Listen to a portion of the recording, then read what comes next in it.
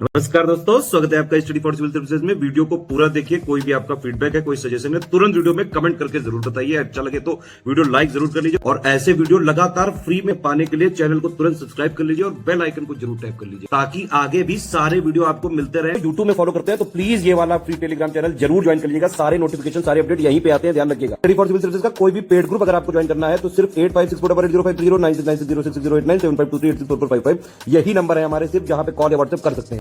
Instagram पे हमारा page जरूर फॉलो कर लीजिएगा, study for civil dot services है। ट्विटर पे हमको जरूर फॉलो कर लीजिएगा, @study for civils है। सारे क्वेश्चन अटेम्प्ट करिए और स्कोर अपना तुरंत कमेंट करके बताइए। हेलो दोस्तों, स्वागत है आपका स्टडी फॉर सिविल सर्विसेज पे। बिहार पब्लिक सर्विस कमीशन का जो प्रीलिम्स होने वाला है अप्रैल में, उसके लिए हम टेस्ट सीरीज़ आपके लिए लेके आए हैं। फ्री टेस्ट सीरीज़ है, यूट्यूब पे सीरीज़ फॉलो कर लीजिए। सब्जेक्ट वाइज ये आ रही हैं।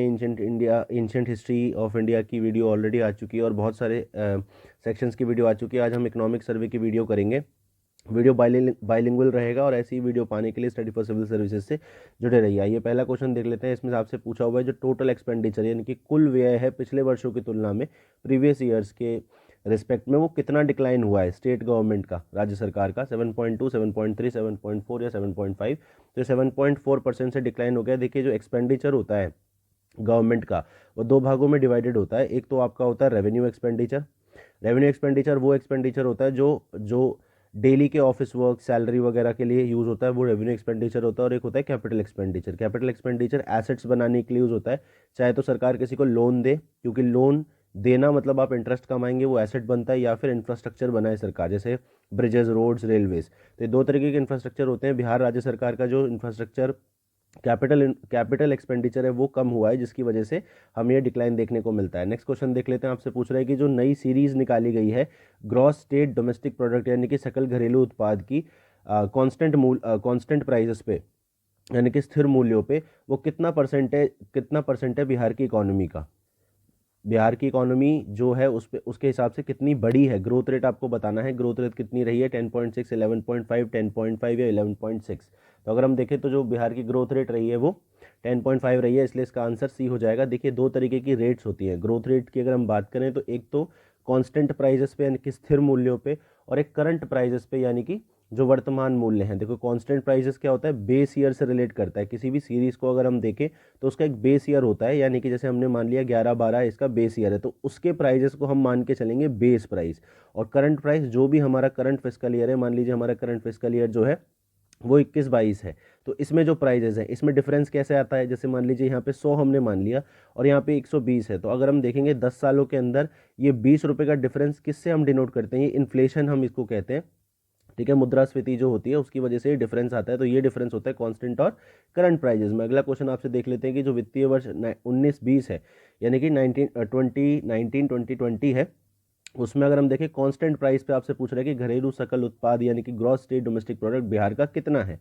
तो इसमें आपको एग्जैक्ट नंबर पूछा हुआ है, 4,14,789 करोड़, 4,14,697 करोड़। तो बताइए कितना है। तो अगर हम देखेंगे तो ये आपका मिलेगा 4,14,977 करोड़। डी इसका आंसर हो जाएगा। ठीक है, और अगर ये तो कांस्टेंट प्राइस पे आपसे पूछा है, लेकिन अगर आपसे करंट प्राइस पे पूछ ले ये कि gross state domestic product current price पे कितना था 1920 में, तो वो 6,11,804। अब आप देख रहे हैं कांस्टेंट प्राइजेस पे ये कम है, लेकिन करंट प्राइजेस पे ये ज़्यादा है। ये डिफरेंस क्यों आता है, क्योंकि यहाँ पे इन्फ्लेशन इंक्लूडेड होता है करंट प्राइजेस में, कांस्टेंट प्राइजेस में इन्फ्लेशन नहीं होता है। अगला क्वेश्चन देख लेते हैं। आपसे पूछ रहा है कि जो per capita gross domestic product है यानी कि प्रति व्यक्ति सकल घरेलू उत्पाद है बिहार का, वो करंट प्राइजेस पे कितना है आपको बताना है। और दूसरा आपको बताना है कि जो स्टेट डोमेस्टिक प्रोडक्ट है कांस्टेंट प्राइस पे, पर कैपिटा प्रति व्यक्ति सकल घरेलू उत्पाद कांस्टेंट प्राइजेस पे आपको बताना है। तो बताइए। तो ये 50,735 जो है वो आपको करंट प्राइजेस पे मिलेगा और 34,413 आपको कांस्टेंट प्राइसेस में मिलेगा। यहाँ पे भी आपको वही डिफरेंस देखने को मिल रहा है। तो इसमें बेसिकली पूछा क्या था, जो प्रति व्यक्ति यानी कि पर कैपिटा जीएसडीपी है वो आपको बतानी थी कांस्टेंट और करंट दोनों पे। तो इसका आंकड़ा आपको याद होना चाहिए। तो इसी तरीके से ये इकोनॉमिक सर्वे जो होती है, आर्थिक सर्वेक्षण जो होता है वो पिछले वर्ष का यानी कि 20-21 का, 19-20 का आपको सारा डेटा देगा। ये सीधे सीधे क्वेश्चंस आ जाते हैं बीपीएससी में, इसलिए हमने सारे आंकड़ों को इसमें लगाया है और इसको इंटरेस्टिंग वे में पढ़ने की कोशिश करेंगे ताकि आपको ज़्यादा आंकड़े बोरिंग ना लगे। देखिए आंकड़े बोरिंग जरूर होते हैं, मैं समझ सकता हूँ, लेकिन फिर भी आपको कोशिश करनी चाहिए। चलिए नेक्स्ट क्वेश्चन देख लेते हैं। इसमें आपसे पूछ रहा है कि जो इलेक्ट्रिसिटी, गैस, वाटर सप्लाई और अदर पब्लिक यूटिलिटी है, यानी कि विद्युत, गैस, जल आपूर्ति और जो जनोपयोगी सेवाएं हैं 19-20 के दौरान उनमें कितना ग्रोथ आया है, ग्रोथ रेट कितनी है उनकी, ये पूछ रहा है। और दूसरा आपसे पूछ रहा है कि जो मैन्युफैक्चरिंग है उसमें ग्रोथ रेट कितनी है बिहार में, अगर हम देखें 19-20 में, तो आपको बताना है ये। तो अगर हम देखें तो इसमें से कोई भी सही नहीं है, ई इसका आंसर हो जाएगा, क्योंकि अगर हम इलेक्ट्रिसिटी, गैस में ग्रोथ रेट देखें तो 20.3 के आसपास रही है, और अगर हम मैन्युफैक्चरिंग में ग्रोथ रेट देखें तो 11.4 के आसपास रही है। कोई भी ऑप्शन इसमें ठीक नहीं बैठता, इसलिए इसका आंसर ई हो जाएगा। अगला क्वेश्चन आपसे पूछ रहा है कि जो फाइनेंशियल ईयर था, वित्तीय वर्ष था 19-20 के दौरान बिहार राज्य की, उसमें जो नेट स्टेट डोमेस्टिक प्रोडक्ट है, यानी कि निवल राज्य घरेलू उत्पाद है, 11-12 के स्थिर मूल्यों पे यानी कि कांस्टेंट प्राइस पे, वो कितना है। तो आपको बताना है कितना है। दिए हुए ऑप्शंस में से अगर हम देखें तो ये 3,77,276 करोड़ रुपए भी है। तो अब मैं आपको कॉन्सेप्ट समझा देता हूँ, ये नंबर्स तो आपको याद ही करने, पर मैं आपको कॉन्सेप्ट समझा देता हूँ। देखिए, जो जीडीपी होती है वो किसी भी एक गिवन टेरिटरी में, भारत की एक टेरिटरी है, उसके अंदर जितने भी final goods and services produce होते हैं, फाइनल गुड्स एंड सर्विसेज मतलब लेट सपोज एक कार प्रोड्यूस हो गई फाइनली, या एक ब्रेड प्रोड्यूस हो गई, या एक इंश्योरेंस बेच दिया गया नया, तो इनकी जो लेट सपोज कार की वैल्यू 5 लाख है, ब्रेड की वैल्यू 10 रुपये है, इंश्योरेंस की वैल्यू 1 लाख रुपए है, तो इन 5 लाख, 10 रुपये और 1 लाख को मिला के आपको जीडीपी मिल जाएगी।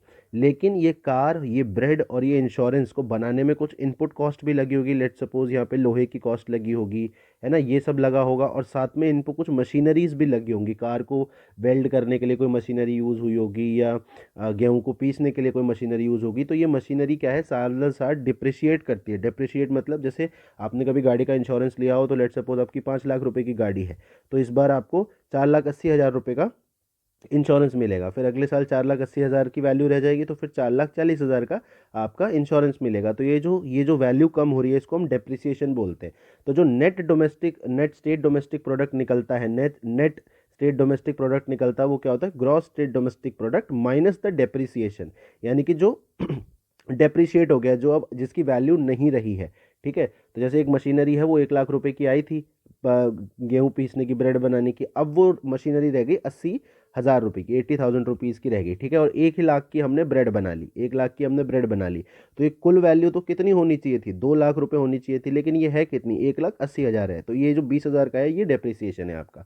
ठीक है, तो ये मैंने कॉन्सेप्ट आपको समझा दिया, कॉन्सेप्ट समझ लेंगे तो दिक्कत कम होगी। नेक्स्ट क्वेश्चन आपसे पूछ रहा है कि कौन सा जो मेजर सेक्टर है, एक प्रमुख क्षेत्र है जो राज्य घरेलू उत्पाद जो है जीएसडीपी में, उसने डिक्लाइनिंग शो किया है, मतलब स्टडी डिक्लाइन, लगातार उसमें गिरावट दर्ज की गई है, और डिक्लाइन कितना है वो आपको बताना है। तो प्राइमरी यानी कि प्राथमिक क्षेत्र में, सेकेंडरी यानी कि माध्यमिक क्षेत्र में, टर्शरी यानी कि तृतीय क्षेत्र में, या फिर माध्यमिक क्षेत्र में 17.5%। तो आपको बताना है। तो इसका आंसर हो जाएगा प्राइमरी क्षेत्र में, यानी कि जहाँ पे एग्रीकल्चर रिलेटेड चीज़ें होती हैं, वहाँ पे हमें स्टडी डिक्लाइन देखने को मिला है, और 19.5% का ये डिक्लाइन हमें देखने को मिला है। अगर हम 2013-14 से कंपेयर करें, तो ये जो हमारी ग्रोथ रेट थी, जो अभी 19.5% है, वो 23.4% हुआ करती थी। नेक्स्ट क्वेश्चन देख लेते हैं। आपसे पूछा है कि जो टर्शरी सेक्टर है, यानी कि तृतीय क्षेत्र है, उसमें कितना परसेंट का इंक्रीज हुआ है इन दोनों वर्षों के बीच, 2013-14 से 19-20 के बीच, कितना इसमें इंक्रीज आपको देखने को मिला है ग्रोथ में। तो अगर हम देखें तो ये 2.9% का इंक्रीज आपको देखने को मिला है। सी इसका आंसर हो जाएगा। 2013-14 के आंकड़ों की बात करें तो ये 57.3% था, और अगर 2019-20 की अगर हम बात करें तो ये 60.2% है। तो इसका जो डिफरेंस है वो 2.9 है, तो इसलिए इसका हो गया। टर्सरी सेक्टर क्या होता है, देखिए इकोनॉमी में 3 सेक्टर होते हैं। प्राइमरी सेक्टर यानी कि प्राथमिक सेक्टर, यहाँ पे जो एग्रीकल्चर, कृषि से रिलेटेड चीज़ें होती हैं वो होती हैं। सेकेंडरी सेक्टर द्वितीय में मैन्युफैक्चरिंग यानी कि उद्यम जो होते हैं, कोई स्टील बना रहा है, कोई आयरन बना रहा है, कोई कार प्रोड्यूस कर रहा है, वो सब। और टर्शरी सेक्टर तृतीय श्रेणी, यहाँ पे सर्विसेज होती हैं, जैसे आपको ट्रांसपोर्ट सर्विसेज कोई दे रहा है, इंश्योरेंस सर्विसेज आपको कोई दे रहा है, फाइनेंशियल सर्विसेज दे रहा है। तो ये चीज़ें तीनों सेक्टर आपको पता होने चाहिए। ठीक है, हमारी फ्री प्लेलिस्ट जरूर से आप फॉलो कर लीजिए, क्योंकि ये सारे ही क्वेश्चन सीधे सीधे डायरेक्ट क्वेश्चन है, आपको पता होने चाहिए। आप हमारे टेलीग्राम को भी ज्वाइन कर सकते हैं, जहां से आपको ये सारी नोटिफिकेशन मिल सकती हैं। चलिए नेक्स्ट क्वेश्चन आपसे पूछ लेते हैं कि जो क्रॉप है, यानी कि जो फसल क्षेत्र है, उसमें कितना डिक्लाइन देखने को मिला है। अगर हम कंपेयर करें 13-14 के हिसाब से 2019-20 में कितनी गिरावट उसमें दर्ज की गई है। तो 4.8, 4.7, 4.6 या 4.5। तो इसमें 4.5 की जो है वो गिरावट दर्ज की गई है। ये जो है सीधे आंकड़े आपको याद करने हैं। इसको याद करने का तरीका क्या है, मल्टीपल रिविजन्स, बार बार 3-4 बार इस वीडियो को देखिएगा, और अपने पास एक पेपर पेन रख लीजिए और उस पर लिख लीजिए, और उसको अपने स्टडी टेबल पे लगा लीजिए बार बार रिवीजन के लिए। नेक्स्ट आपसे पूछ रहे हैं कि एक सब सेक्टर है, यानी कि एक वित्तीय वर्ष में अगर हम देखें 19-20 में, तो जो सब सेक्टर है हमारा रोड ट्रांसपोर्ट, जो टर्शरी सेक्टर का सब सेक्टर है, तृतीय क्षेत्र का उप क्षेत्र है पथ परिवहन रोड सेक्टर, उसमें कितना जीवीए आपको इंक्रीज देखने को मिलता है 2019-20 के कंपैरिजन में। देखिए सबसे पहले जीवीए का कॉन्सेप्ट मैं आपको बता देता हूँ। जीवीए क्या होता है? Gross value added. Gross value added का मतलब क्या होता है? लेट सपोज एक सिंपल सा एग्जांपल लेते हैं। आपने कागज लिया मार्केट से, ठीक है, कागज की वैल्यू थी 10 रुपये। आप हैंडीक्राफ्ट आर्टिस्ट हैं, आपने कुछ उसका आर्ट बना दिया कागज का, ठीक है, और उसको मार्केट में बेच दिया 20 रुपये में। तो ये जो 20 रुपये है, और मतलब ये जो डिफरेंस है 10 रुपये का, ये आपने इसमें वैल्यू ऐड करी है, ठीक है, तो इसको हम बोलते हैं ग्रॉस वैल्यू एडेड। और नेट वैल्यू एडेड कैसे निकलेगा? कि जो चीज़ आपने यहाँ पे मशीन वगैरह लगाई थी उसका डेप्रिसिएशन अगर हम उसमें माइनस करेंगे तो नेट वैल्यू एडेड मिल जाएगा, ठीक है। तो लेट सपोज कि इस चीज़ को बनाने में जो मशीन की लागत लगी, मशीन जो खराब हुई वो 2 रुपये की खराब हो गई होगी, तो ये जो नेट वैल्यू एडेड कितना हो जाएगा? 10 रुपये आपका ग्रॉस था माइनस 2, तो 8 रुपये की आपकी नेट वैल्यू एड हो जाएगी। तो जीवीए का कॉन्सेप्ट ये होता है। जीवीए जो होता है बेसिकली इंटरमीडिएट कंजम्पशन जो होता है। इंटरमीडिएट कंजम्पशन का मतलब ये है कि गेहूं से अगर आप ब्रेड बना रहे हैं तो उसमें जो आटा है उसकी कॉस्ट को आपको माइनस करना पड़ेगा, तब आपका वैल्यू ऐड निकलता है। गेहूं आपका 100 रुपये प्रति किलो था और ब्रेड आपकी मान लीजिए 1000 रुपये प्रति किलो है, तो ये 900 रुपये का जो है, इसमें जो इनपुट कॉस्ट है, बीज के जो उत्पादों की कॉस्ट है, उसको आपको घटाना पड़ेगा ठीक है। अगर हम इसकी बात करें, रॉ मटेरियल की कॉस्ट आपको काटनी पड़ेगी। अगर हम इसका मैथमेटिकल फॉर्मूला देखें तो जीवे क्या होता है? जीडीपी प्लस सब्सिडीज, जैसे सरकार सब्सिडीज देती है कुछ आपको, माइनस टैक्सेस, ठीक है। तो ये जीवीए का मैथमेटिकल फॉर्मूला होता है। थ्योरेटिकली क्या होता है वो मैंने आपको समझा दिया कि जो आपने वैल्यू ऐड करी है, यानी कि अगर हम देखें ये इकोनॉमी को प्रोड्यूसर साइड से हमें दिखाती है, ठीक है, इकोनॉमी को प्रोड्यूसर साइड से दिखाती है। अगर हम जीडीपी की बात करें तो जीडीपी हमें कंज्यूमर साइड से दिखाती है कि फाइनली 5 लाख रुपए की कार है तो कौन पे करेगा? कंज्यूमर पे करेगा। तो जीडीपी हमें कंज्यूमर साइड से दिखाती है, जबकि जीवी हमें प्रोड्यूसर साइड से दिखाती है। तो जो रोड ट्रांसपोर्ट जो एक सब सेक्टर है टर्शरी सेक्टर का, उसमें जो ग्रोथ रही है आपकी, वो इसका आंसर ए है। 4.4 से वो 5.9 बढ़ गई है। अगला क्वेश्चन देख लेते हैं। आपसे पूछा है कि कौन सी डिस्ट्रिक्ट जो है बिहार की वो सबसे प्रॉस्परस डिस्ट्रिक्ट्स में नहीं आती है, यानी कि समृद्ध जिलों में नहीं आती है। और नेक्स्ट आपसे पूछ रहा है कि जो बेगूसराय डिस्ट्रिक्ट है उसकी जो प्रति व्यक्ति आय है, प्रति व्यक्ति सकल जिला घरेलू उत्पाद है, वो कितना है? अगर हम 17-18 के डेटा के हिसाब से देखें, तो अगर हम देखें जो सबसे प्रॉस्परस डिस्ट्रिक्ट्स हैं, पटना है, एक तो पटना है, दूसरा बेगूसराय है और तीसरा मुंगेर है। तो इसमें से कौन सा नहीं आता है? वेस्ट चंपारण इसमें नहीं आता है, तो ये इसका हो जाएगा। और जो सकल घरेलू पर कैपिटा बेगूसराय का है वो 45,540 रुपये, तो इसका आंसर हो जाएगा बी, ठीक है। नेक्स्ट क्वेश्चन देख लेते हैं। आपसे पूछा हुआ है इसमें कि कौन सा डिस्ट्रिक्ट इसमें सबसे इम्पावरिस्ट है, यानी कि गरीब है, गरीब जिलों में कौन सा इसमें से नहीं आता है, पूछा है। डज नॉट आपको मार्क कर लेना है बार बार। और नेक्स्ट आपसे पूछा है कि इसमें सेहोर डिस्ट्रिक्ट जो है उसकी पर कैपिटा आपको जीएसडीपी यानी कि सकल घरेलू उत्पाद प्रति व्यक्ति कितना है 2017-18 के हिसाब से, वो आपको बताना है। तो अगर हम देखें जो सबसे इम्पोवरिस्ट जिले हैं बिहार में वो कौन कौन से? किशनगंज है, अररिया है और सीहोर है। तो इसमें अगर हम देखें तो पूर्णिया और माधोपुर नहीं आता है, इसका आंसर मोर। और अगर जो जीएसडीपी देखें हम तो जीएसडीपी अगर हम शिवहर डिस्ट्रिक्ट की देखें तो वो 17,569 रुपये है, तो इसलिए इसका आंसर डी हो जाएगा, ठीक है। नेक्स्ट क्वेश्चन देख लेते हैं। आते तो ये दोनों ही नहीं है, पूर्णिया भी नहीं आता या माधेपुरा भी नहीं आता, दोनों ही नहीं आते, लेकिन आंसर डी क्यों है? क्योंकि इसमें नेक्स्ट क्वेश्चन भी आपको ऐड करके पूरा आंसर मिलेगा। नेक्स्ट क्वेश्चन देख लेते हैं। जो ग्रॉस फिस्कल डेफिसिट है, जो प्रतिशत के रूप में जो सकल राजकोषीय घाटा है वो कितना है स्टेट डोमेस्टिक प्रोडक्ट यानी कि सकल घरेलू उत्पाद का? तो यानी कि आपसे पूछ रहा है कि जो जीएसडीपी का कितना परसेंट है आपका फिस्कल डेफिसिट 19-20 में? 2%, 2.2, 2.3, 2.4। तो ये 2% के आसपास है, तो इसलिए ये इसका ए आंसर हो जाएगा। देखिए ग्रॉस फिस्कल डेफिसिट क्या होता है ये मैं आपको बता देता हूँ। फिस्कल डेफिसिट का मतलब होता है वित्तीय घाटा, यानी कि सरकार ने जितना एक्सपेंडिचर किया है माइनस सरकार के पास जितनी इनकम आई है। जैसे हम सोचें कि हमारे पास 100 रुपये की इनकम आती है लेकिन हम खर्च जो है 150 रुपये कर देते हैं, तो ये जो 50 रुपये का डिफरेंस है ये हमारा वित्तीय घाटा है एक साल में। तो इसको पूरा करने के लिए हमें क्या करना पड़ेगा? बोरोइंग करनी पड़ेगी। तो इसलिए हम कहते हैं कि जो फिस्कल डेफिसिट होता है वो जो गवर्नमेंट की फिस्कल हेल्थ है, राजकोषीय जो उसका स्वास्थ्य है, वित्तीय स्वास्थ्य है, उसका इंडिकेटर होता है। तो क्रॉस फिस्कल डेफिसिट क्या होता है? Total expenditure minus total expenditure minus total revenue, ये दोनों का डिफरेंस होता है। अच्छा, जो रेवेन्यू होता है इसमें से बोरोइंग्स को एक्सक्लूड कर देते हैं हम, ठीक है, बोरोइंग्स इसमें नहीं कैलकुलेट करते, तो इसलिए इसका आंसर ये हो जाएगा। अगला देख लेते हैं। रेवेन्यू रिसिप्ट जो है बिहार गवर्नमेंट की डिक्लाइन हो गई हैं वो कितने से डिक्लाइन हो गई हैं 18-19 के कंपैरिजन में? राजस्व की जो प्राप्तियां हैं वो कितने से कम हुई है? एग्जैक्ट नंबर आपको बताना है। 18-19 की अगर हम बात करें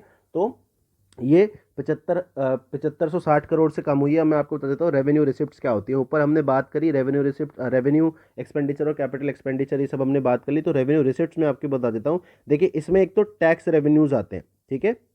रिसिप्ट मतलब जो हमारे पास आ रहा है। एक तो टैक्स रेवेन्यू, जैसे गवर्नमेंट जो है एक्साइज ड्यूटी लेती है, कस्टम टैक्स लेती है, इनकम टैक्स लेती है, कारपोरेट टैक्स लेती है, जीएसटी लेती है। तो ये सरकार का राइट है इस पैसे को लेना। उसके बाद गवर्नमेंट के पास नॉन टैक्स रेवेन्यूज होते हैं। जैसे नॉन टैक्स रेवेन्यूज कैसे? जैसे जो कोई कंपनी है, सरकार का उपक्रम है, उसने उसको प्रॉफिट शेयर दिया, या आरबीआई ने, अगर आपने देखा होगा, 80,000 का जो सरप्लस है वो गवर्नमेंट को दिया, या मान लीजिए आपने कोई ट्रैफिक रूल तोड़ दिया, उसका चालान आपने भरा, या कहीं आप किसी मॉन्यूमेंट को घूमने जाते हैं, वहाँ की टिकट आप लेते हैं। तो ये जो है नॉन टैक्स रेवेन्यू है, टैक्स का रेवेन्यू नहीं है, लेकिन ये टैक्स और नॉन टैक्स मिला के गवर्नमेंट की रेवेन्यू रिसिप्ट बनती है। तो ये जो टोटल रेवेन्यू रिसिप्ट है वो बिहार राज्य की इतनी है। अगला क्वेश्चन देख लेते हैं। इसमें पूछा कि बिहार राज्य की कैपिटल रिसिप्ट यानी कि पूंजीगत प्राप्ति कितनी है अगर हम प्रीवियस ईयर से कंपेयर करें 19-20 में। तो ये जो आपकी है 8681 करोड़ है, इसलिए इसका आंसर बी हो जाएगा। मैं आपको कैपिटल रिसिप्ट बता देता हूँ। कैपिटल रिसिप्ट क्या होता है?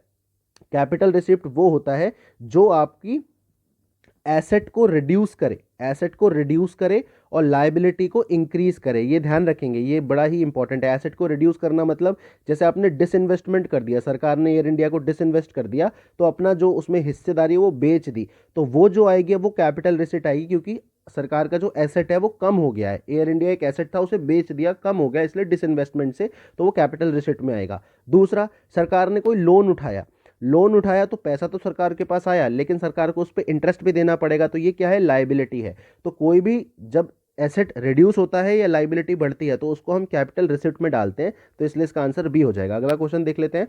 आपसे इसमें पूछ रहा है, करेक्ट ऑप्शन आपको बताना है। तो जो राजस्व अधिशेष है यानी कि रेवेन्यू सरप्लस है वो घट के 6897 हो गया है 18-19 में, 696 हो गया है, माफ कीजिएगा, 696 हो गया है फ्रॉम 6897, ये आपको बता रहा है। दूसरा, इसमें राजस्व अधिशेष यानी कि रेवेन्यू सरप्लस घट के 697 हो गया है 6897 के कंपैरिजन में। तो ये आपको बताना है। रेवेन्यू सरप्लस डिक्लाइन है, 698 हो गया है 6897 के रिस्पेक्ट में अगर कंपेयर करें तो, या फिर 699 हो गया है 6897 के रिस्पेक्ट में, उपरोक्त में से कोई भी नहीं। तो अगर जो रेवेन्यू सरप्लस है उसकी अगर हम बात करें तो वो घट के हमारा 699 हो गया है 6897 के रिस्पेक्ट में, इसलिए इसका आंसर डी हो जाएगा। अगला क्वेश्चन देख लेते हैं। जो टोटल रेवेन्यू एक्सपेंडिचर है वो डिक्लाइन हुआ है, मतलब उसमें घाटा आया है पिछले वित्तीय वर्ष के कंपैरिजन में, वो स्टेट डोमेस्टिक प्रोडक्ट के कितना प्रतिशत है वो आपको बताना है, ठीक है। तो जो रेवेन्यू एक्सपेंडिचर मैंने आपको बताया क्या होता है, जो सरकार अपने सैलरीज देती है या ऑफिस का जो सामान खरीदती है उसका आपको बताना है कि वो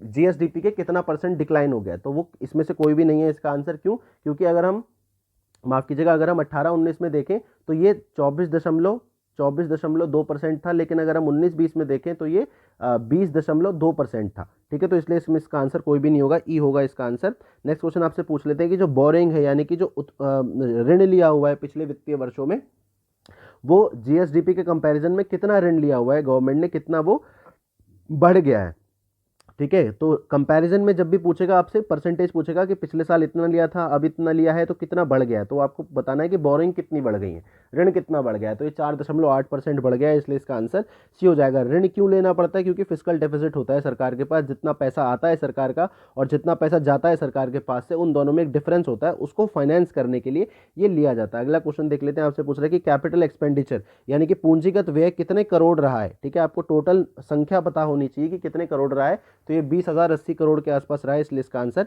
ए हो जाएगा। नेक्स्ट क्वेश्चन आप बता दीजिए। आपसे पूछा है कि जो पब्लिक डेट है यानी कि जो सार्वजनिक ऋण है राज्य सरकार का, वो टोटल आउटस्टैंडिंग लायबिलिटी यानी कि कुल ऋण जितना है उसके कितने % है। कुल ऋण मतलब जो सारा ऋण है, जो जहाँ से भी सरकार ऋण ले सकती है, चाहे वो आउटसाइड से ले सकती हो, मार्केट से ले सकती हो, सेंट्रल गवर्नमेंट से ले सकती हो, वो टोटल लायबिलिटी हो गई। और पब्लिक डेट जो सार्वजनिक तरीके से लिया जाता है, जैसे कि गवर्नमेंट सिक्योरिटीज़ को मार्केट में बेच के लिया जाता है, ट्रेजरी बिल्स को निकाल के मार्केट से लिया जाता है, या नेशनल स्मॉल सेविंग्स फंड से जो कर्जा लिया जाता है, तो वो जो होता है पब्लिक डेट का पार्ट होता है। तो अगर हम पब्लिक डेट का परसेंटेज देखें तो वो 77.6% है बिहार में टोटल आउटस्टैंडिंग लायबिलिटी के हिसाब से। नेक्स्ट आपसे पूछ रहा है कि टोटल आउटस्टैंडिंग लायबिलिटी कितनी है स्टेट डोमेस्टिक प्रोडक्ट के परसेंटेज वाइज, यानी कि सकल घरेलू उत्पाद की अगर हम परसेंटेज की टर्म्स में देखें, प्रतिशत की टर्म्स में देखें, तो जो कुल बकाया देनदारी है वो कितनी है, पहला। और दूसरा कि पब्लिक डेट जो है, जो भी हमने ऊपर देखा, वो सकल घरेलू उत्पाद स्टेट डोमेस्टिक जो प्रोडक्ट है उसका कितना प्रतिशत है, ये दो चीज आपको बतानी है। तो ये इसका आंसर ये हो जाएगा 30.9%, यानी कि जीएसडीपी का अगर हम बात करें तो जो टोटल आउटस्टैंडिंग लायबिलिटी है वो 30.9 है, और जो अगर हम पब्लिक डेट की बात करें तो वो 24% है जीएसडीपी के। ठीक है, नेक्स्ट क्वेश्चन आपसे पूछ लेते हैं। यहाँ से पूछ रहा है कि जो कितने करोड़ की जो डेट रिलेटेड लायबिलिटी है, यानी कि ऋण संबंधी जो देनदारी है, कितने करोड़ की है 19-20 में जो। और नेक्स्ट आपसे पूछ रहा है कि कितना परसेंट है वो जो देनदारी है, वो कितनी परसेंटेज है इन जीएसडीपी के टर्म्स में। तो ये 42,719 करोड़ के आसपास की ये देनदारी है, और वो 6.9% के आसपास है। ठीक है, तो पब्लिक अकाउंट के ऊपर बात कर रहा है कि पब्लिक अकाउंट की जो लायबिलिटी है वो कितने करोड़ की है, और जीएसडीपी के वो कितना प्रतिशत है। पब्लिक अकाउंट के बारे में बता देता हूँ। ये आर्टिकल 266 में देखिए 3 फंड होते हैं, consolidated fund of the state, contingency fund of the state और public accounts of the state. ये राज्य और केंद्र दोनों स्तरों पर ये फंड आपको दिखते हैं। तो 266 में ये पब्लिक अकाउंट क्या होता है, देखिए कंसोलिडेटेड फंड ऑफ इंडिया जो होता है या कंसोलिडेटेड फंड ऑफ स्टेट जो होता है, उसमें वो पैसा आता है जो राज्य के हक का होता है, स्टेट के हक का होता है। जैसे टैक्स राज्य का हक है, फीस लेना राज्य का हक है, या फिर आप पे कोई अगर चालान आपने भरा है, पेनल्टी लेना राज्य का हक है। तो ये सारा पैसा राज्य का हक है, इसलिए वो कंसोलिडेटेड फंड में आता है। ठीक है, उसके बाद कंटिजेंसी फंड में क्या आता है, कोई भी आपदा से, अगर कोई भी आपदा आ गई उससे निपटने के लिए पैसा जो है कंटिजेंसी फंड में जाता है। लेकिन कुछ एक पैसा जो है पब्लिक यानी कि सार्वजनिक जो लोग हैं, सर्व सामान्य है, वो भी सरकार को देता है,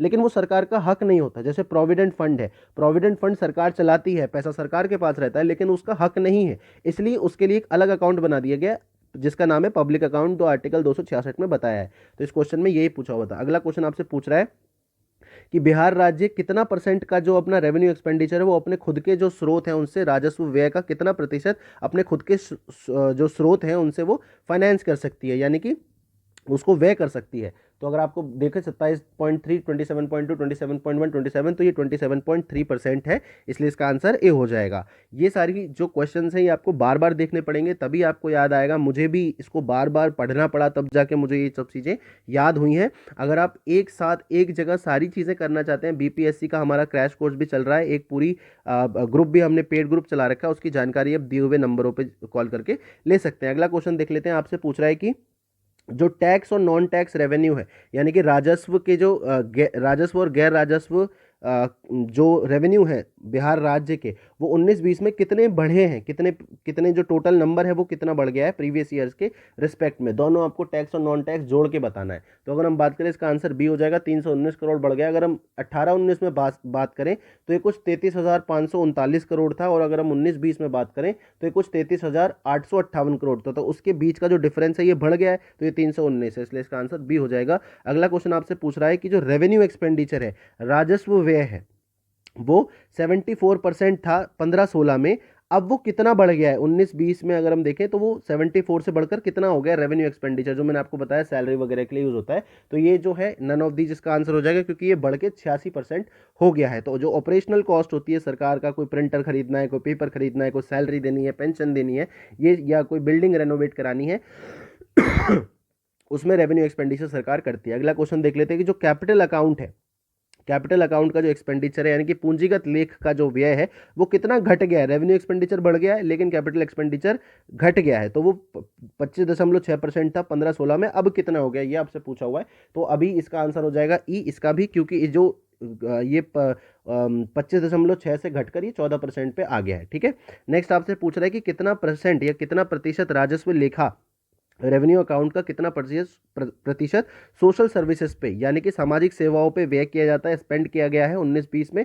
और दूसरा डेवलपमेंटल कैपिटल, यानी कि पूंजीगत लेखे में विकास मूलक जो पूंजीगत व्यय है वो कितना किया गया है कैपिटल अकाउंट में 19-20 में। समझ में आया क्वेश्चन? रेवेन्यू अकाउंट का कितना परसेंट सोशल सर्विस पे खर्च किया है और कैपिटल अकाउंट का कितना परसेंट डेवलपमेंटल कैपिटल एक्सपेंडिचर पे इसको खर्च किया है। तो इसका आंसर अप्रॉक्सीमेटली अगर हम देखें तो इसका आंसर डी हो जाएगा, क्योंकि ये जो सोशल सर्विसेज पे किया है 38.5 किया है जो एग्जैक्ट आंकड़े हैं, और डेवलपमेंटल पे जो किया है वो 8.1 किया है। तो इसको राउंड ऑफ अगर हम करेंगे अप्रॉक्सीमेटली, क्योंकि अप्रॉक्सीमेटली शब्द यहाँ पे लिखा हुआ है, इसलिए इसका आंसर डी हो जाएगा। अगला क्वेश्चन देख लेते हैं, आपसे पूछ रहा है कि जो सैलरी का एक्सपेंडिचर है वो रेवेन्यू रिसिप्ट का जो रेवेन्यू रिसिप्ट है उसका कितना परसेंट है, और जो ग्रॉस स्टेट डोमेस्टिक प्रोडक्ट है यानी कि सकल घरेलू उत्पाद और राजस्व प्राप्ति का कितना परसेंट है सैलरी, राज्य कितनी सैलरी दे देता है।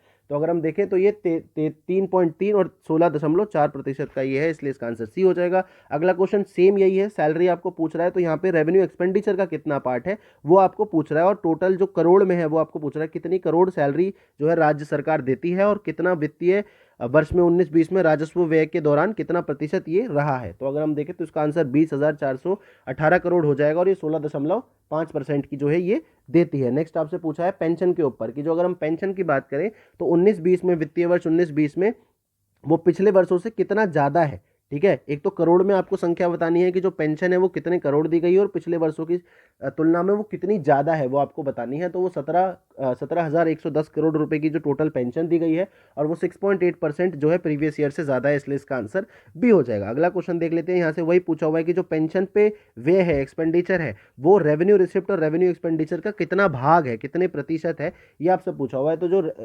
पेंशन है वो 13.8% और 13.9% है रेवेन्यू एक्सपेंडिचर और रेवेन्यू रिसीट का। ठीक है, ये थोड़ा सा बार बार अगर आप देखेंगे, बार बार इनको रिवाइज करेंगे तो ये आपको याद हो जाएंगे, बहुत बैठ के इसको परेशान होने की इस पर जरूरत नहीं है। नेक्स्ट आपसे पूछ रहा है कि जो टोटल कंट्रीब्यूशन है यानी कि हिस्सा है किसका, कृषि और सहवर्ती क्षेत्रों का यानी कि एग्रीकल्चर और अलाइड सेक्टर का, वो जीएसडीपी में 19-20 में कितना रहा है, यानी कि प्राइमरी सेक्टर में जो एग्रीकल्चर और अलाइड आता है उसका जीएसडीपी में स्टेट के डोमेस्टिक प्रोडक्ट में कंट्रीब्यूशन कितना रहा है, तो ये 18.7% रहा है, इसलिए इसका आंसर हो जाएगा सी। अगला क्वेश्चन देख लेते हैं यहाँ से, जो कितने लाख टन का जो हमने एक कंप्लीट किया, हमारा जो रिकॉर्ड दर्ज करवाया हमने फूड ग्रेन प्रोडक्शन में, यानी कि जो खाद्य उत्पादन है उसमें 19-20 में कितने लाख टन हमने प्रोड्यूस किया, 168, 163 ये पॉइंट में भी है, तो इसका आंसर है 163.80 लाख टन हमने प्रोडक्शन किया है। नेक्स्ट क्वेश्चन आपसे पूछ रहा है दूध के बारे में, कितना लाख टन दूध जो है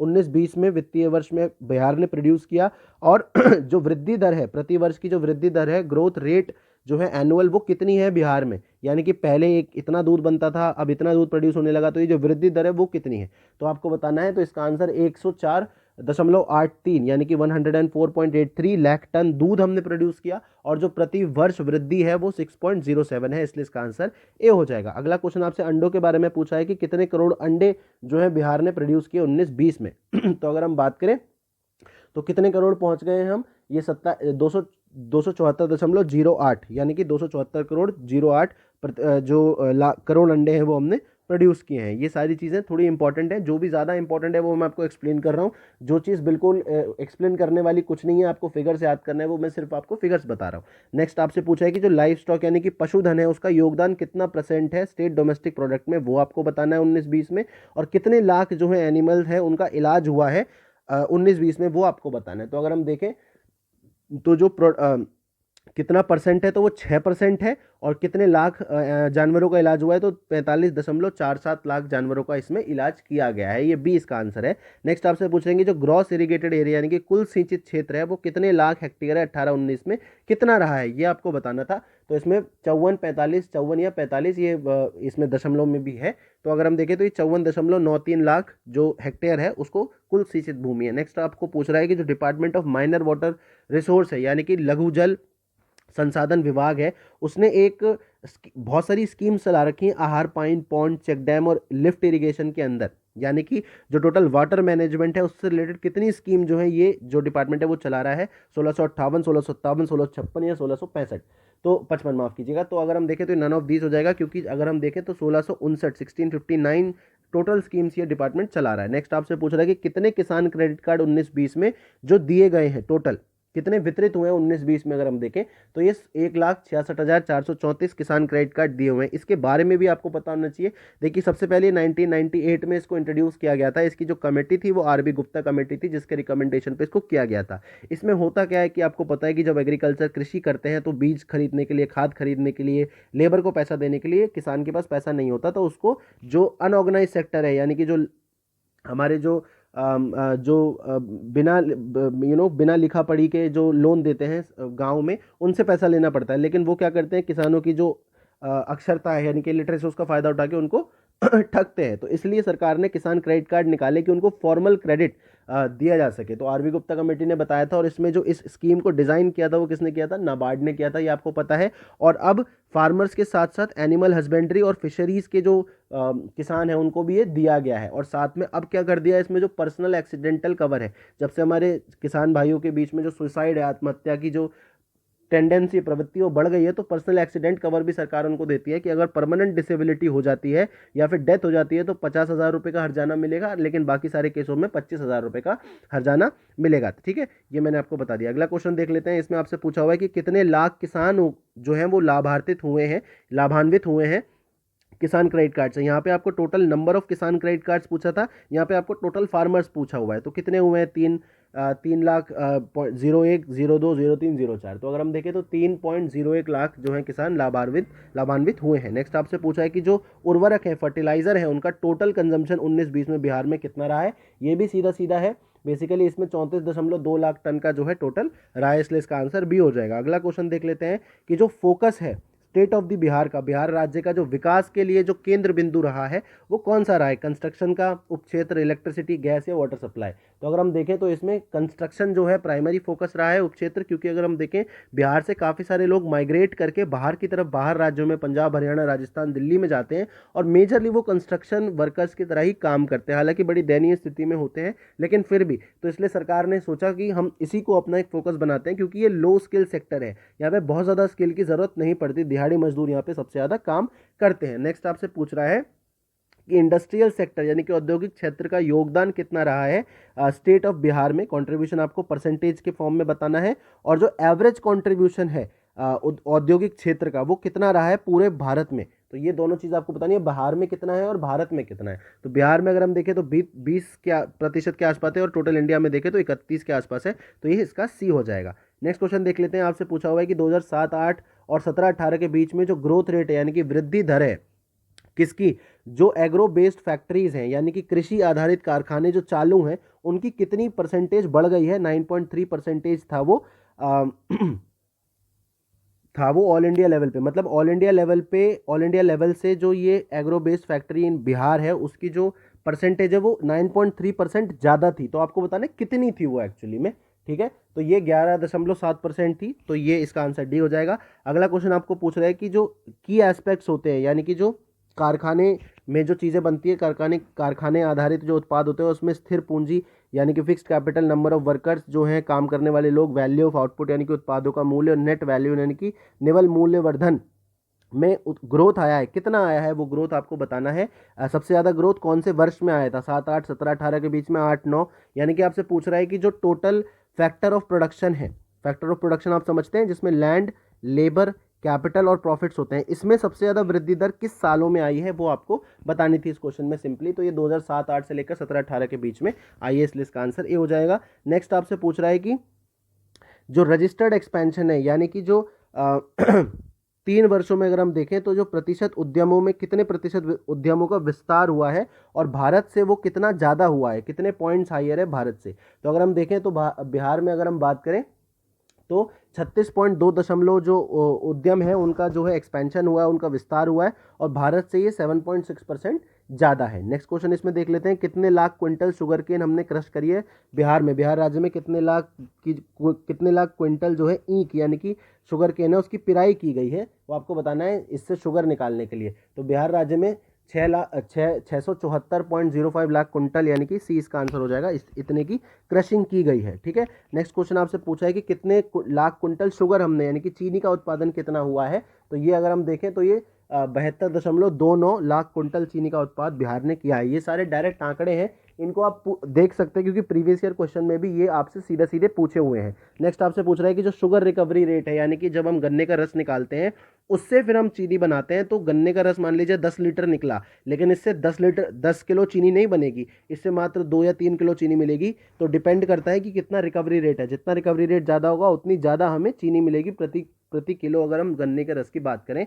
तो यहाँ पे ये 10.3 थी 18-19 में, वो 19-20 में कितनी हो गई है बढ़कर, ये कितने प्रतिशत बढ़ गई है अब आपको बताना है। तो ये नन ऑफ दीज है क्योंकि अब ये 10.72% हो गई है रिकवरी रेट। नेक्स्ट क्वेश्चन आपसे पूछ रहा है कि कितने प्रतिशत के हिसाब से जो टारगेटेड बेनिफिशियरीज यानी कि लक्षित लाभार्थी हैं, सारी एजेंसियों को अगर हम मिला लें तो 18-19 से और 19-20 में कितने ये नंबर कितना बढ़ गया है, कितने परसेंटेज बढ़ गया है। और अगर हम फाइनेंशियल टारगेट की बात करें यानी कि वित्तीय जो हमारे लक्ष्य हैं वो कितने प्रतिशत से हमने वो बढ़ा लिए हैं 18-19 से 19-20 में, ठीक है आप बताइए। तो अगर हम देखें तो 13.7% से जो हमारे लाभार्थी हैं वो बढ़ गए, यानी कि पहले अगर 100 लोगों को सारे स्कीम्स का सारे डिपार्टमेंट्स में 100 लोग थे लाभार्थी, अब वो कितने हो गए 113.7 हो गए। और ऐसे ही फाइनेंशियल टारगेट्स हमारे लेट सपोज 100 थे पहले 18-19 में, अब वो बढ़ के 136 हो गए। तो ये इसका एक्सप्लेनेशन है। नेक्स्ट आपसे पूछ रहा है कि जो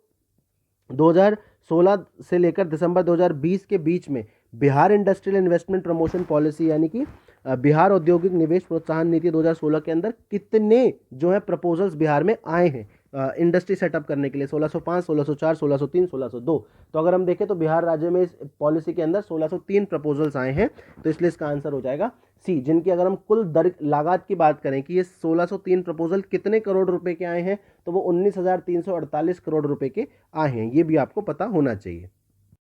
देख लेते हैं, इसमें आपसे पूछा है कि ये जो इन्वेस्टमेंट प्रमोशन पॉलिसी हमने अभी देखी, प्रोत्साहन नीति, निवेश प्रोत्साहन नीति, उसमें कितने इन्वेस्टमेंट यूनिट्स लग चुके हैं और कितने करोड़ के लग चुके हैं। अभी तक पूछा था कितने आए हैं, अब पूछ रहा है कितने लग चुके हैं, फंक्शनिंग कितने हैं। तो 262 ये फंक्शनिंग है और उनकी कुल जो कीमत है वो 1886.42 करोड़ रुपया है, इसलिए इसका आंसर हो जाएगा सी। अगला क्वेश्चन देख लेते हैं कि आपसे पूछा कि यूनिट्स जो Bihar industrial area development authority है, अभी हमने देखा था पॉलिसी है यहाँ पे एक Bihar industrial area development authority यानी कि बिहार औद्योगिक क्षेत्र विकास प्राधिकरण द्वारा अगर हम देखें तो 342.5 करोड़ के जो 19-20 में प्रोडक्शन यूनिट्स को अट्रैक्ट किया गया था, उनका नंबर आपको बताना है कि कितने यूनिट्स हैं, ठीक है, कितनी इकाइयाँ हैं, 94, 93, 92, 91, तो 91 है, इसलिए इसका आंसर हो जाएगा डी। नेक्स्ट क्वेश्चन देख लेते हैं, आपसे पूछा कितने करोड़ रुपए गवर्नमेंट ने एलोकेट किए हैं टूरिज्म यानी कि पर्यटन विभाग के लिए, कितने टूरिज्म के लिए कितने पैसे दिए गए हैं, 274, 75, 73 या 72 करोड़। देखिए तो 275 करोड़ रुपए दिए गए हैं और ये एक बड़ा ही इंक्रीज़ है। अगर हम देखें तो 225% का ये इंक्रीज़ है, पिछली बार जो दिए गए थे वो 84.6 करोड़ रुपये दिए गए थे। नेक्स्ट क्वेश्चन देख रहे हैं, तो यही इसमें पूछा हुआ है कि परसेंटेज कितना बढ़ा हुआ है, यानी कि पिछले वित्तीय वर्ष की तुलना में आवंटन का जो प्रतिशत है कितना है, 225 है, इसलिए इसका आंसर हो जाएगा ए। चलिए ये नेक्स्ट क्वेश्चन देख लेते हैं आपसे। इसमें नेक्स्ट क्वेश्चन में पूछा हुआ है कि जो परसेंटेज है फीमेल वर्क फोर्स की, फीमेल वर्कर पॉपुलेशन रेशो की, यानी कि महिला श्रमिकों की जनसंख्या के अनुपात में जो प्रतिशत है वो कितना है, और साथ में जो फीमेल वर्क है आपसे एक तो रूरल बिहार में पूछा और अर्बन बिहार में पूछा है, तो रूरल और अर्बन बिहार में फीमेल वर्कर पॉपुलेशन रेशो कितना है वो आपको बताना है। तो ये अर्बन में 4% है और रूरल में 4% है, माफ़ कीजिएगा, ग्रामीण क्षेत्रों में 4% है और शहरों में 5.7% है, ठीक है। तो अगर हम इंडिया की बात करें तो इंडिया में जो फीमेल लेबर फोर्स पार्टिसिपेशन है वो 2019 में 20.3% हो गया है, जो कि बहुत ही ज़्यादा घट गया है, कहाँ से, 26% से, जो कि 2005 में था। ये बेसिकली होती क्या है, वर्किंग पॉपुलेशन रेशो आपको पता होना चाहिए। ये जो हमारी जो लेबर फोर्स होती है, यानी कि जो लोग एक्टिवली काम कर रहे हैं, वर्किंग हैं या एक्टिवली जो वर्क ढूंढ रहे हैं, उनका अनुपात टोटल पॉपुलेशन में निकालेंगे तो लेबर फोर्स हमें मिलती है। नेक्स्ट आपसे पूछा है डिपेंडेंसी रेशो, यानी कि निर्भरता अनुपात क्या होता है कि जो लोग या तो जो बच्चे हैं जो काम नहीं कर रहे हैं और या जो लोग बुजुर्ग हैं जो काम नहीं कर रहे हैं, वो डिपेंड होते हैं किस पे, उस पॉपुलेशन पे जो लोग काम कर रहे हैं। 15 से 55 या 59 साल की जो उम्र होती है इसमें लोग काम करते हैं, वर्किंग एज पॉपुलेशन, उन पर डिपेंड होते हैं, उसको डिपेंडेंसी रेशो बोलते हैं। तो पूछ रहा है कि रूरल बिहार में, ग्रामीण बिहार में ये प्रतिशत कितना है और ऑल इंडिया एवरेज से ये कितना प्रतिशत ज़्यादा है आपको बताना है। तो अगर रूरल बिहार में देखेंगे तो 61.1% है ये, और जो भारत का जो एवरेज है उससे ये 11.6% ज़्यादा है, ठीक है। अगला क्वेश्चन देख लेते हैं आपसे, डिपेंडेंसी रेशो पूछ रहा है अर्बन का ऊपर रूरल का पूछा है, यहाँ पे अर्बन का पूछ रहा है, और यही पूछ रहा है कि कितना ज़्यादा है वो भारत से। तो अगर देखेंगे 52.8% है और 12.3% ये भारत से ज़्यादा है। अगला देख लेते हैं जो एग्रीकल्चर, फॉरेस्ट्री और फिशिंग सेक्टर है, यानी कि जो कृषि, वानिकी और मत्स्य पालन का जो सेक्टर है वो कितने पुरुषों को यानी कि मेल वर्कर्स को रोजगार देता है और साथ में कितने फीमेल वर्कर्स को रोजगार देता है, ये आपको बताना है। ये सेक्टर कितने लोगों को रोजगार देता है। तो अगर हम बात करें तो 47.9% मेल को और 66.8% फीमेल को। अगर आप देखेंगे ये सारे जो सेक्टर्स हैं ये लो स्किल सेक्टर्स हैं, इसलिए यहाँ पे महिलाओं का पार्टिसिपेशन आपको ज़्यादा देखने को मिलेगा, क्योंकि महिलाओं में लिटरेसी रेट का जो दर होता है, साक्षरता दर होती है, और जो उनकी माइग्रेशन की पॉसिबिलिटी होती है, जिसको हम मोबिलिटी बोलते हैं, सोशियो इकोनॉमिक मोबिलिटी, वो कम होती है। इसलिए महिलाएं जो हैं स्थानीय इकाइयों में ही काम कर पाती हैं। नेक्स्ट क्वेश्चन आपसे पूछ रहा है कि फीमेल वर्कर्स को ये जो एग्रीकल्चर, फॉरेस्ट्री और फिशिंग सेक्टर के अलावा जो एजुकेशन सेक्टर में जो काम मिलता है, सर्वाधिक जो रोजगार प्रदान करता है वो कितने परसेंट करता है एजुकेशन सेक्टर में, तो वो करता है 16.7%, इसलिए इसका आंसर हो जाएगा सी। अगला देख लेते हैं, आपसे पूछ रहा है कि कंस्ट्रक्शन सेक्टर के बाद जो है कंस्ट्रक्शन सेक्टर जो है सेकंड इंपॉर्टेंट एम्प्लॉयमेंट प्रोवाइडर है, यानी कि अगर हम एग्रीकल्चर, फिशरीज और इन सबको देख लें, उसके बाद निर्माण क्षेत्र सबसे बड़ा इसमें रोजगार देने वाला सेक्टर है। उसमें कितने प्रतिशत मेल यानी कि कितने प्रतिशत पुरुष हैं इसमें इन्वॉल्व हैं, आपको पूछ रहा है। 17.8, 17.7, 6 या 5। तो अगर हम देखें 17.7 हैं इसमें, इसलिए इसका आंसर हो जाएगा बी। तो पहला सेक्टर कौन सा है, एग्रीकल्चर, फॉरेस्ट्री एंड फिशरी, और दूसरा क्या है, कंस्ट्रक्शन सेक्टर। यही हमारा फोकस भी था बिहार का। नेक्स्ट आपसे पूछ रहा है कि सेल्फ एम्प्लॉयमेंट यानी कि स्वरोजगार जो होता है, श्रमिक स्वरोजगार जो होता है, उसमें 57% जो है मेल पॉपुलेशन है बिहार की। तो उसमें आपको पूछ रहा है कि अपने खुद का जो काम करते हैं, जैसे मान लीजिए आप एक दर्जी हैं, तो आपने कपड़ा लाए, अपने ही घर में डिज़ाइन किया और अपने ही जो दुकान से उसको बेच दिया, तो वो होते हैं ओन अकाउंट वर्कर्स। उनका अनुपात कितना है, और साथ में जो हाउस होल्ड एंटरप्राइज है यानी कि घर के खुद के काम जो करते हैं, उनका अनुपात आपको कितना है, वो आपको इसमें बताना है। तो जो खुद का धंधा होता है, बेसिकली खुद का काम होता है, उसका अनुपात आपको बताना है। मेल वर्कर्स की पॉपुलेशन परसेंटेज आपको बता रखी है। जो सेल्फ एम्प्लॉयमेंट है, स्वरोजगार है, उसमें आपको प्रतिशत बताना है।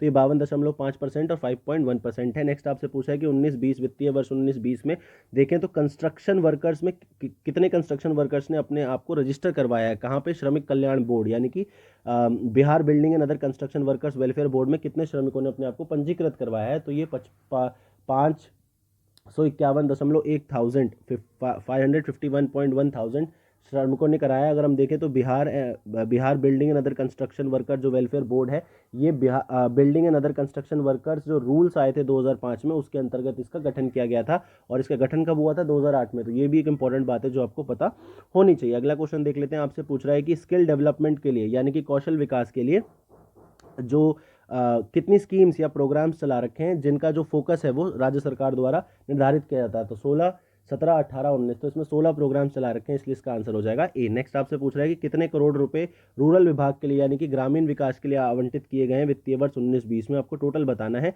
जो कि 42% ज़्यादा है पिछले वर्ष के।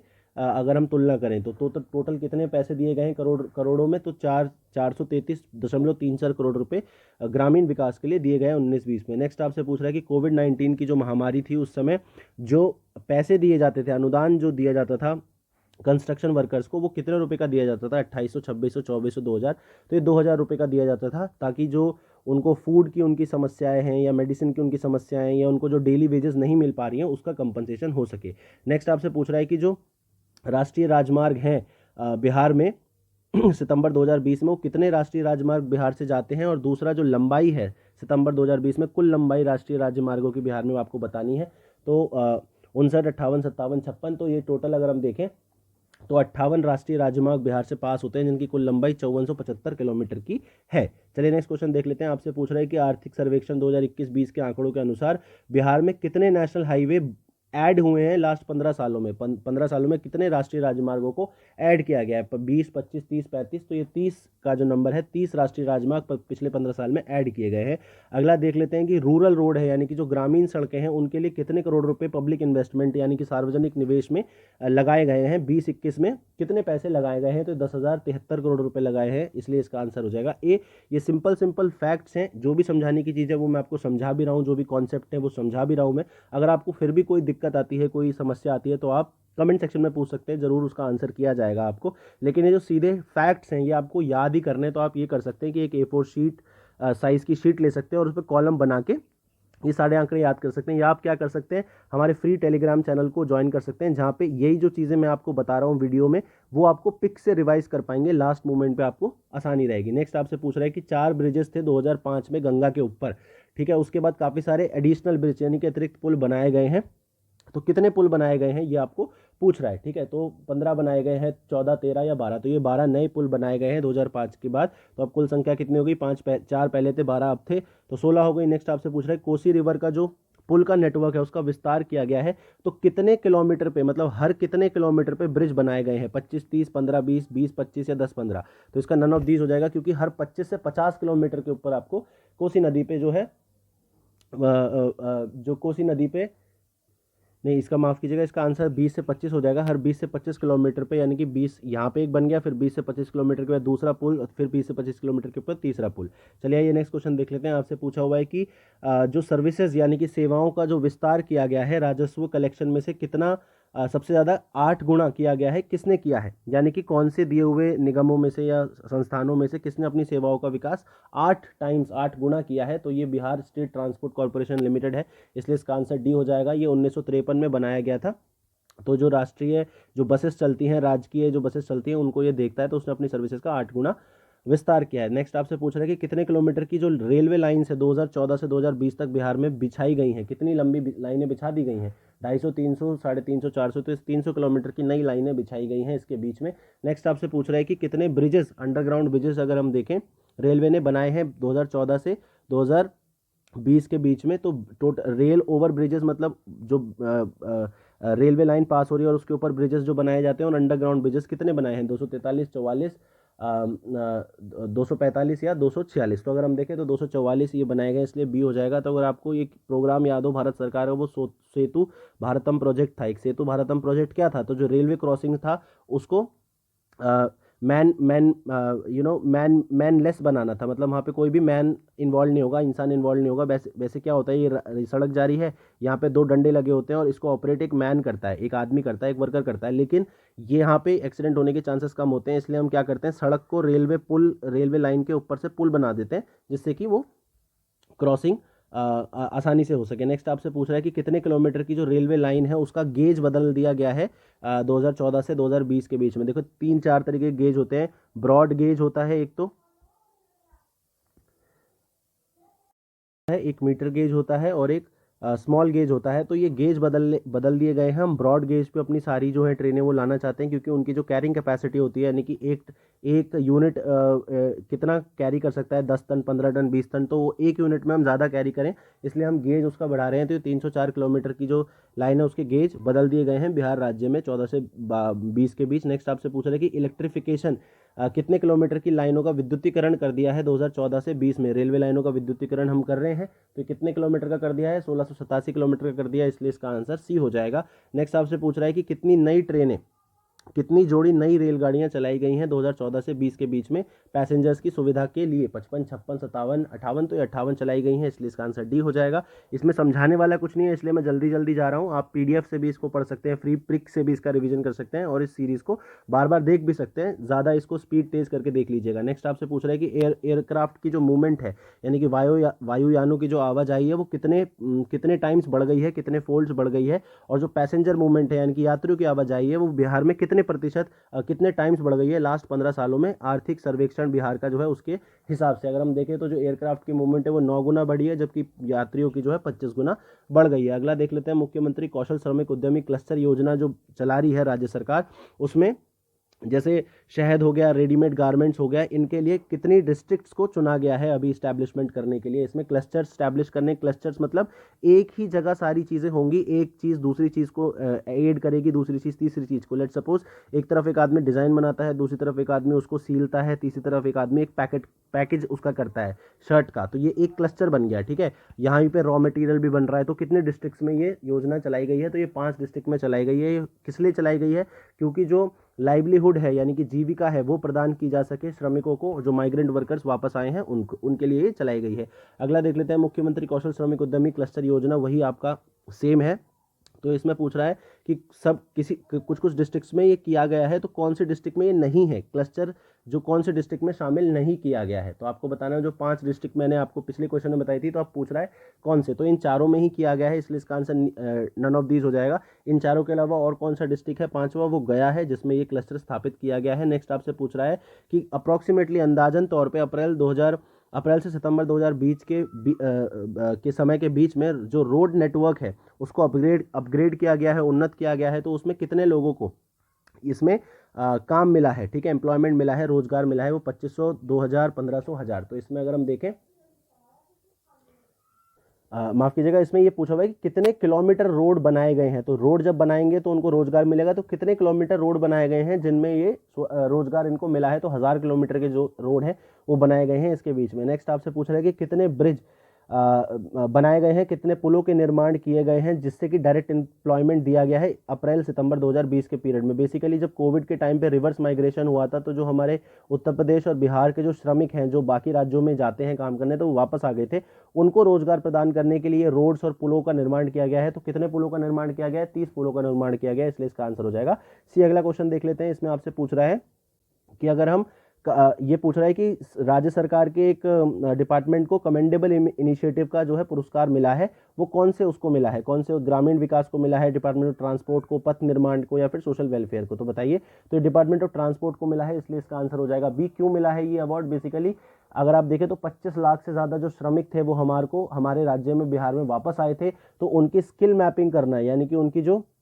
स्किल्स हैं उनको मैप करना और उनको जो उनका जोनल डिस्ट्रीब्यूशन करना, ये सब उन्होंने किया था इस डिपार्टमेंट ने। और ये जो अवार्ड देता है कौन सा देता है, कौन देता है? Ministry of housing and urban affairs इस अवार्ड को देता है, ये भी आपको पता होना चाहिए। और ये जो कमेंडेबल इनिशिएटिव अवार्ड ये किस कैटेगरी में मिला है, ये कैटेगरी भी आपको पता होनी चाहिए। ये कैटेगरी है innovation in urban transportation, innovation in urban transportation की कैटेगरी में मिला है। अगला देख लेते हैं, per capita consumption of electricity, यानी कि प्रति व्यक्ति जो बिजली की खपत है 2012-13 की तुलना में 2019-20 में कितनी थी, वो आपसे पूछ रहा है। तो ये 187 किलोवाट आवर थी। अगर हम 12-13 की बात करेंगे तो वहाँ पे कितनी थी?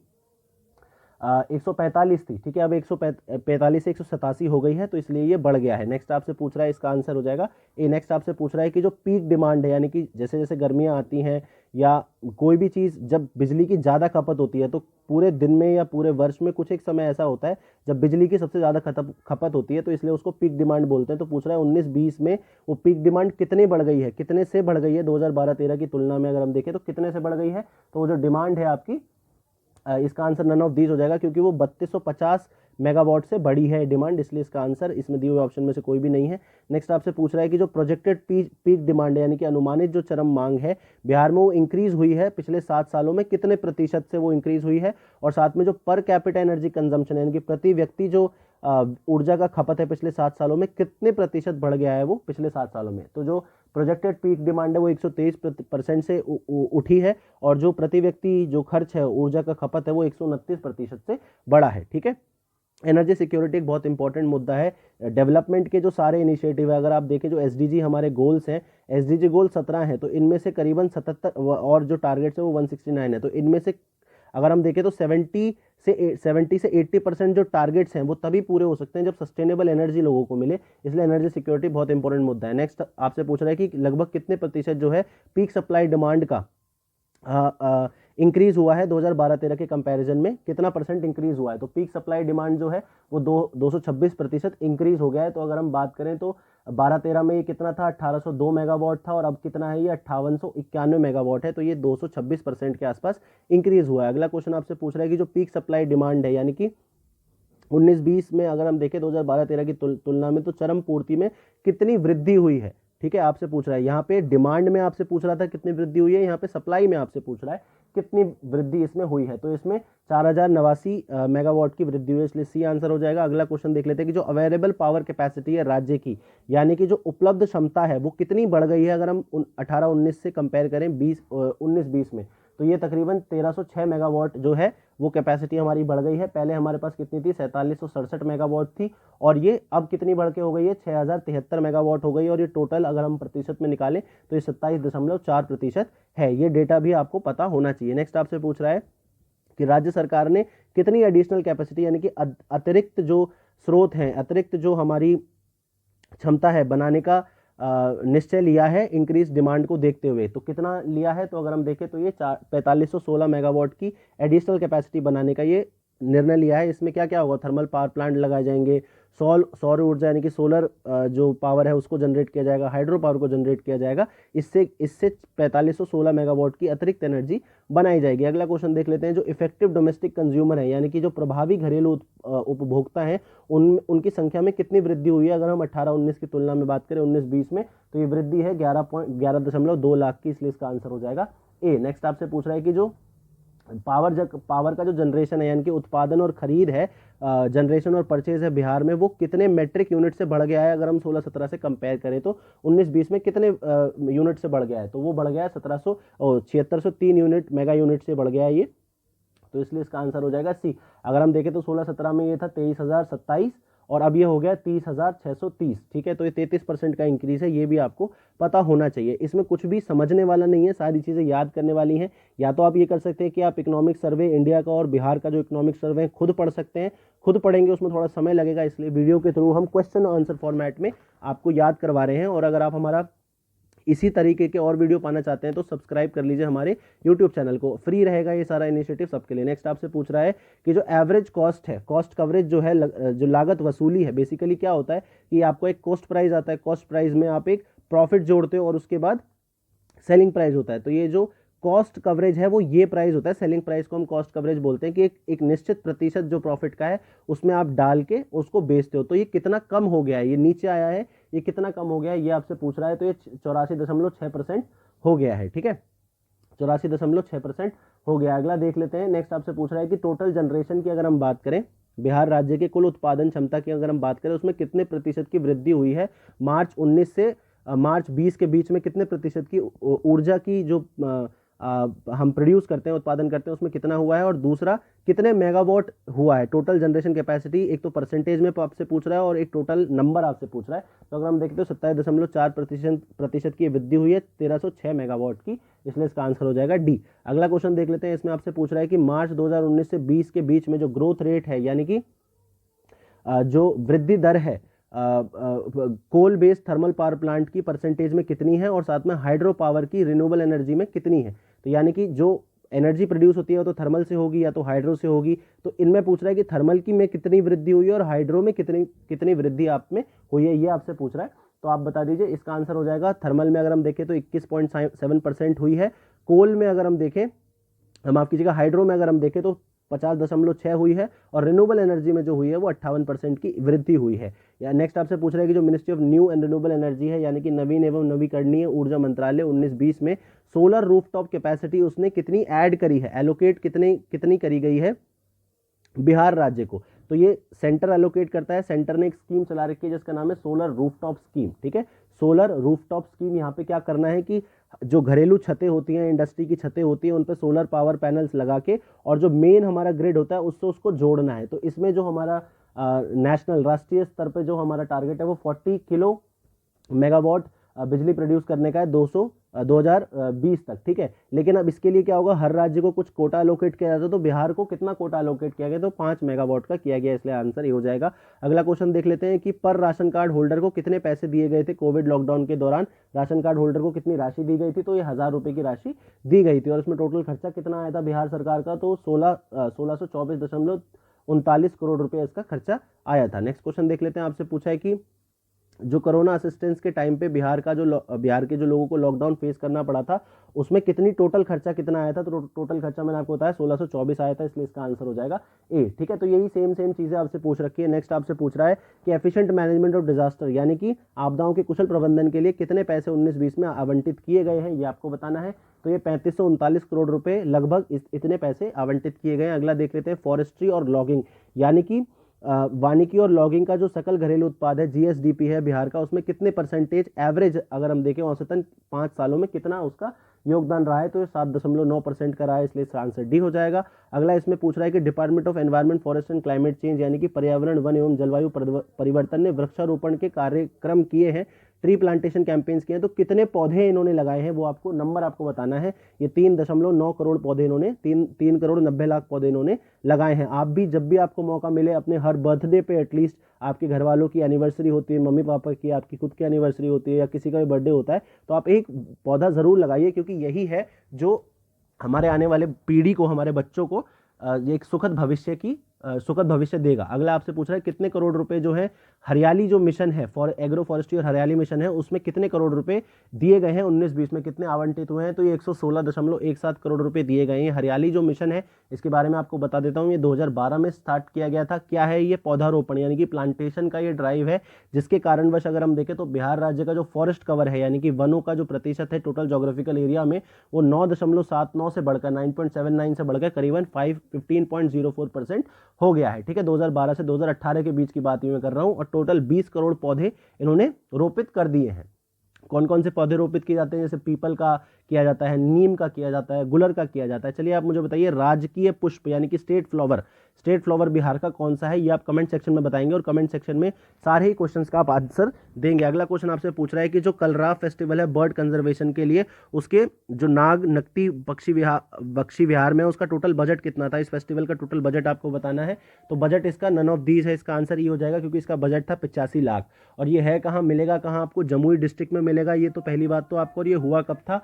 ये 15 जनवरी से 17 जनवरी 2021 के बीच में हुआ था। नेक्स्ट आपसे पूछ रहा है कितने बिहार राज्य में रेनफॉल हुई है 19-20 के, अगर हम देखें तो ये 1094.4 मिलीमीटर की जो है रेनफॉल हुई है। नेक्स्ट आपसे पूछ रहा है कि पिछले 6 सालों में अगर हम देखें तो पर कैपिटा डेवलपमेंट एक्सपेंडिचर यानी कि प्रति व्यक्ति विकास व्यय जो है कितने प्रतिशत से बढ़ गया है 2014-15 में, अगर हम बात करें उसके कंपैरिजन से अगर हम 19-20 में देखें तो ये 17.9% बढ़ गया है। अगला क्वेश्चन देख लेते हैं। इसमें आपसे पूछ रहा है कि एजुकेशन पे 6 सालों में लास्ट की जो ग्रोथ रेट है वो कितनी है, और एक्सपेंडिचर हेल्थ पे कितना बढ़ गया है। तो जो प्रतिशत है वो एजुकेशन पे और हेल्थ में कितना कितना बढ़ गया है, ये आपसे पूछ रहा है इस क्वेश्चन में। तो आप देख लीजिए 17.5, 21.2, 17.4, 21.3, तो ये 17.3 जो है प्रतिशत एजुकेशन में बढ़ा है और 21.4 जो है हेल्थ में बढ़ा है। इसका आंसर सी हो जाएगा। नेक्स्ट आपसे पूछ रहा है कि जो प्रति माह जो अस्पतालों में लोग भर्ती होते हैं पेशेंट 19-20 में, उनकी संख्या आपसे जानना चाह रहा है। तो ये 9,517 लोग जो है प्रति माह अस्पतालों में आते हैं बिहार राज्य की। अगर आपने देखा होगा कोविड के टाइम पे हमारा हॉस्पिटल इंफ्रास्ट्रक्चर की जो वीकनेसेस थी वो हमारे सामने आई है। नेक्स्ट आपसे पूछ रहा है कि जो परसेंटेज इंक्रीज है, अभी आपको टोटल बताया था कि कितना है 19-20 में, अब परसेंटेज इंक्रीज पूछ रहा है कि 2016 के कंपैरिजन में ये कितना प्रतिशत बढ़ गया है। तो ये जो है 5.8% बढ़ गया है। ठीक है, पहले कितना था? 8996 था, अब कितना है? 9517 है। ठीक है, तो ये 5.8 बढ़ गया। नेक्स्ट क्वेश्चन पूछ रहा है नेशनल रूरल ड्रिंकिंग वाटर यानी कि राष्ट्रीय ग्रामीण पेयजल कार्यक्रम के तहत कितनी धनराशि में इंक्रीज हुआ है। ठीक है, एवरेज माफ कीजिएगा, इंक्रीज नहीं पूछ रहा है, कि जितनी धनराशि आपको दी गई है, मान लीजिए 100 रुपए दिए गए हैं, तो उसमें से औसत कितने रुपयों का उपयोग कर लिया है, कितने प्रतिशत रुपयों का उपयोग कर लिया है योजना में? तो 95.3% का इसमें उपयोग कर लिया है। ये जो national rural drinking water project है 2009 में बनाया गया था।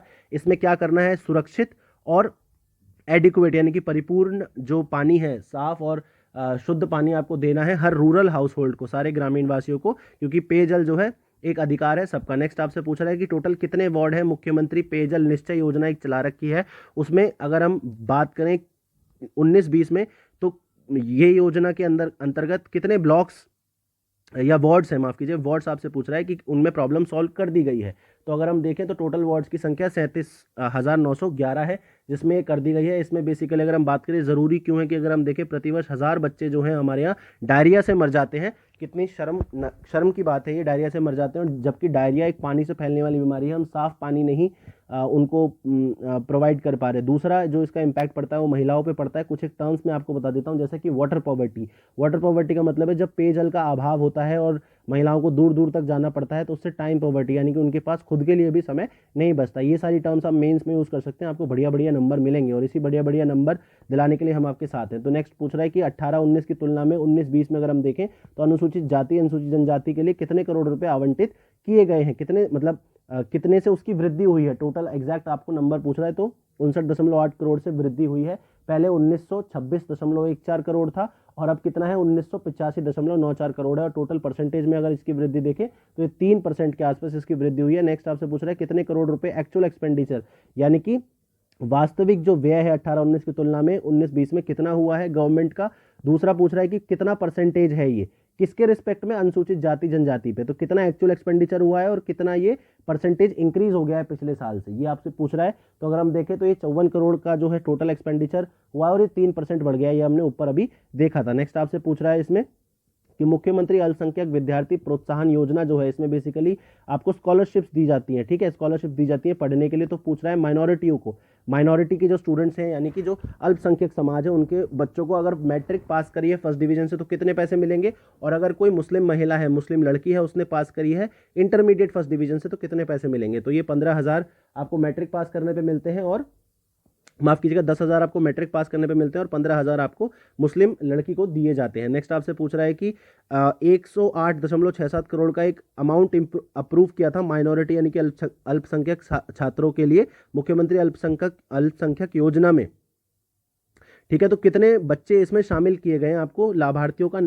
संख्या जो है वो बतानी है 108 करोड़ में। तो अगर हम देखें तो 87,899 बच्चे जो इसमें है शामिल किए गए हैं, इसलिए इसका आंसर ई हो जाएगा, दिए हुए ऑप्शन में से नहीं है। नेक्स्ट आपसे पूछ रहा है कि जो पब्लिक सेक्टर बैंक है यानी कि सार्वजनिक क्षेत्रों के जो बैंक है वो कितनी नई ब्रांचेज उन्होंने राज्य में खोली हैं, बिहार राज्य में खोली हैं, और कितनी नई ब्रांचेस स्मॉल फाइनेंस बैंक और पेमेंट्स बैंक ने 19-20 में खोली है। तो अगर हम सार्वजनिक की बात करें तो 48 ब्रांचेस खोली हैं, और अगर हम small finance bank payment bank की बात करें तो 19 ब्रांचेस खोली हैं। देखिए जो सामान्य ये जो होते हैं बैंक्स होते हैं, बड़े बैंक्स होते हैं, लेकिन आपको इसमें क्या पता होना चाहिए, स्मॉल फाइनेंस बैंक के बारे में पता होना चाहिए। ये बेसिकली डिपॉजिट और लेंडिंग करते हैं, बैंक वाले सारे फंक्शन करते हैं, बट छोटे छोटे स्तर पर करते हैं। और इनका इनकॉर्पोरेशन कब होता है, कंपनीज एक्ट जो है हमारा 2013 का, उसमें ये इनकॉर्पोरेट होते हैं, यानी कि इनको बनाया जाता है। इनका रेगुलेशन सेक्शन जो 22 है हमारा बैंकिंग रेगुलेशन एक्ट का 1939 में, उससे होता है। जबकि पेमेंट्स बैंक जो होते हैं जैसे एयरटेल पेमेंट बैंक हो गया, पेटीएम पेमेंट बैंक हो गया, और हमारा जो इंडियन पोस्ट पेमेंट बैंक हो गया, इसमें क्या होता है कि इसमें कोई भी ये क्रेडिट कार्ड नहीं दे सकते, ये लोन्स नहीं दे सकते, ये केवल सेविंग्स के लिए कर सकते हैं, और एक अकाउंट में सिर्फ 1 लाख रुपए की इसमें लिमिट होती है, और कोई भी डीडी यानी कि डिमांड डिपॉजिट या टाइम डिपॉजिट ये लोग नहीं रख सकते। और ये जो कमेटी थी, चलिए कमेटी आप मुझे बता दीजिए, पेमेंट बैंक का जो डिफरेंशिएटेड बैंक का कॉन्सेप्ट है उसको कौन सी कमेटी लेके आई थी, ये आप मुझे बताएंगे। चलिए नेक्स्ट क्वेश्चन देख लेते हैं। 177 नई ब्रांचेस खोली गई हैं बैंकों के द्वारा 19-20 में। टोटल आपको बताना है कि कौन से एरिया में सबसे कम ब्रांचेस हैं, कौन से किस क्षेत्र में सबसे कम ब्रांचेस हैं, तो ये आपको मिलेंगी मेट्रोपॉलिटन एरिया में सबसे कम ब्रांचेस हैं, ये इसका आंसर हो जाएगा। नेक्स्ट आपको पूछा है कि जो डिपॉजिट है यानी कि जो जमा राशि है शेड्यूल्ड बैंक्स में वो 18-19 में कितनी बढ़ गई है, और ग्रोथ रेट बढ़ने की उसकी क्या है यानी कि वृद्धि दर क्या है। तो अगर हम देखें तो 22,428 करोड़ रुपए की जमा राशि है, और 6.3% ये जो राशि है ये बढ़ गई है, ठीक है। तो ये जो शेड्यूल्ड बैंक्स होते हैं ये आपको पता होना चाहिए कि जो सेकंड शेड्यूल है, एक अनुसूची है, सेकंड शेड्यूल है किसमें, आरबीआई एक्ट 1934 में एक अनुसूची है, उसके अंदर जो बैंक्स आते हैं उनको शेड्यूल बैंक्स बोलते हैं। और ये शेड्यूल बैंक्स का एक और क्राइटेरिया होता है, आप शेड्यूल बैंक जब बन जाएंगे तो आरबीआई से रेपो रेट पे आप उधार ले सकते हैं। अगला देख लेते हैं, जो पटना का मेट्रो रेल प्रोजेक्ट है 2019 में बनाया गया था, तो उसके लिए कितने करोड़ रुपए आवंटित किए गए हैं, और इसकी टोटल लंबाई आपको बतानी है। तो अगर आप देखें तो इसमें 13,366 करोड़ रुपए आवंटित किए गए हैं, 31.39 किलोमीटर की इसकी लंबाई है। नेक्स्ट पूछ रहा है कि बिहार का जो इकोनॉमिक सर्वे आर्थिक सर्वेक्षण के हिसाब से कितने जो नए अर्बन सेंटर्स को ओपन डेफिकेशन फ्री बना दिया गया है, उनको डिक्लेयर कर दिया गया है। तो ये 142 को बना दिया गया है। देखिए स्वच्छ भारत मिशन के अंदर ये सब चीजें की जाती हैं। ओडीएफ का मतलब ये है कि पूरा दिन, एक दिन, ओडीएफ कब बोला जाएगा, जब एक दिन में कोई भी व्यक्ति हमें बाहर जो है टॉयलेट या फिर ओपन डेफिकेशन करता हुआ ना दिखे तो उसको ओडीएफ बोलते हैं। अगर हम ओडीएफ प्लस की बात करेंगे तो यहाँ पे एक तो ओडीएफ होना चाहिए यानी कि कोई भी व्यक्ति खुले में शौच करता हुआ नहीं पाना चाहिए। दूसरा, जो सार्वजनिक शौचालय है, कम्युनिटी टॉयलेट्स हैं, वो वेल फंक्शनड और क्लीन होने चाहिए। जबकि हम ओडीएफ प्लस प्लस की बात करें तो इसमें क्या है कि ओडीएफ प्लस की भी चीज़ें होंगी, साथ में जो फीकल स्लज मैनेजमेंट यानी कि सीवरेज का जो मैनेजमेंट है, वाटर रिसाइकलिंग है, वो भी अच्छे से इसमें होनी चाहिए। नेक्स्ट क्वेश्चन देख लेते हैं, बिहार के आर्थिक सर्वेक्षण के हिसाब से कितने जो वार्ड्स हैं, अभी आपको पूछा था कितने अर्बन सेक्टर से, आप पूछ रहा है कितने वार्ड्स को ओपन डेफिकेशन फ्री बना दिया है, तो ये आपका बना दिया है नन ऑफ दीज, इसका आंसर हो जाएगा ये, क्योंकि ये 3367 वार्ड्स को घोषित किया गया है। नेक्स्ट आपसे पूछ रहा है कि सेल्फ हेल्प ग्रुप्स जो है उनका नंबर आपको बताना है, जो कि बिहार राज्य के राष्ट्रीय शहरी आजीविका मिशन, नेशनल सिटी लाइवलीहुड या अर्बन लाइवलीहुड मिशन के अंदर आते हैं 19-20 में। तो ये 21 4542 आते हैं, इसलिए इसका आंसर सी हो जाएगा। यहाँ पे इसके लिए एक पैसा पोर्टल भी बनाया गया है, ये भी पोर्टल से आपसे पूछ लेते हैं। पैसा पोर्टल क्या करता है कि जितने भी ये लाभार्थी हैं और जो प्रोजेक्ट्स चल रहे हैं उनको मॉनिटर करने के लिए काम आता है, ठीक है। नेक्स्ट आपसे पूछ रहा है कि कितने सेल्फ हेल्प ग्रुप्स जो है बिहार राज्य में जो है उनमें कितने मेंबर्स हैं, यानी कि उनमें जो लोग हैं उनकी संख्या। यहाँ पे ग्रुप्स की संख्या पूछी थी, यहाँ पे लोगों की संख्या पूछी है, तो 42,351 लोग इससे जुड़े हुए हैं, इसलिए इसका आंसर ये हो जाएगा। अगला पूछ रहा है कि कितने करोड़ रुपए आवंटित किए गए हैं डेवलपमेंट, अर्बन डेवलपमेंट के लिए बजट में 13-14 के कंपैरिजन में देखें तो कितने अब किए गए हैं। तो अगर हम देखें तो ये 2305 करोड़ रुपए से बढ़ा दिया गया है इसका आवंटन। अगला देख लेते हैं क्वेश्चन, इसमें आपसे पूछ रहा है कि एक्चुअल एक्सपेंडिचर यानी कि जो वास्तविक व्यय है अर्बन डेवलपमेंट यानी कि शहरी विकास के लिए 2013-14 में अगर हम देखें 18-19 में कितना प्रतिशत बढ़ा है, ये प्रतिशत आपसे पूछा है तो ये नन ऑफ दीज हो जाएगा, क्योंकि अगर हम देखें तो 125% से इसको बढ़ा दिया गया है।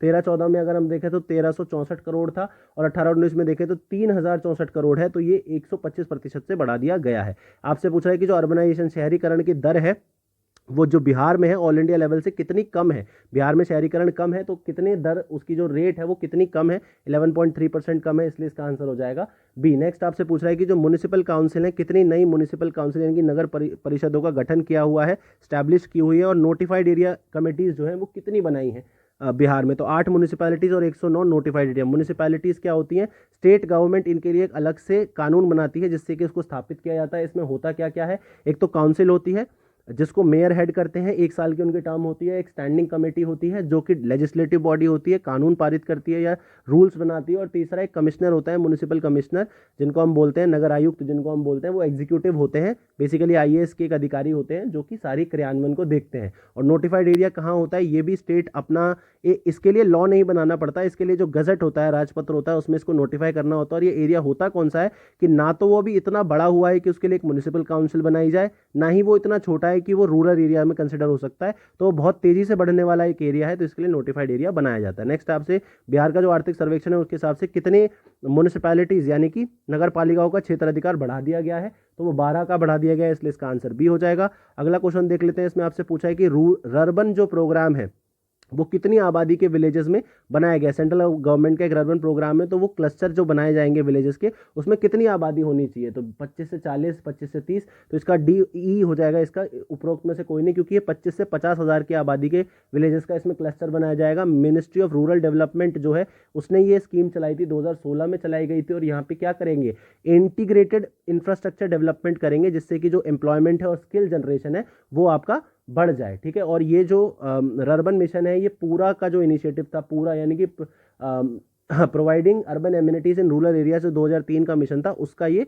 नवीन एक अवतार है। नेक्स्ट आपसे पूछ रहा है कितने क्लस्टर आइडेंटिफाई किए हैं अर्बन प्रोग्राम के लिए बिहार में, और कितने करोड़ रुपए उसके लिए आवंटित किए गए, तो 11 क्लस्टर्स हैं और 1180 करोड़ रुपए इसके लिए आवंटित किए गए। नेक्स्ट आपसे पूछ रहा है कि कितने शौचालय बनाए गए हैं लोहिया स्वच्छ भारत अभियान के अंदर। अगर हम देखें बिहार राज्य में कितने शौचालय बनाए गए हैं, तो 1.09 करोड़ शौचालय बनाए गए हैं बिहार राज्य में। नेक्स्ट आपसे पूछ रहा है कि कितने % जो विलेजेस हैं उनको ओपन डेफिकेशन फ्री यानी कि शौच से मुक्त उनको घोषित कर दिया गया है लोहिया स्वच्छ भारत अभियान में। तो ये अगर आप देखें तो इनकी जो संख्या 96% है, इसलिए इसका आंसर बी हो जाएगा। अगला क्वेश्चन आपसे देख लेते हैं, ये आपसे पूछ रहा है कि पंचायती राज का जो एक्सपेंडिचर यानी कि उनका जो व्यय है वो 19-20 में तीनों लेवल को मिला के कितना था, आपको करोड़ में बताना है। ग्राम पंचायत जो विलेज लेवल पे, पंचायत समिति जो ब्लॉक जो डिस्ट्रिक्ट लेवल पे, और जिला परिषद जो ब्लॉक लेवल पे होती है, उनका टोटल एक्सपेंडिचर आपको बताना है, तो 8550 करोड़ था, इसलिए इसका आंसर ए हो जाएगा। नेक्स्ट आपसे पूछा है जो प्रधानमंत्री आवास योजना ग्रामीण है उसमें कितने घरों को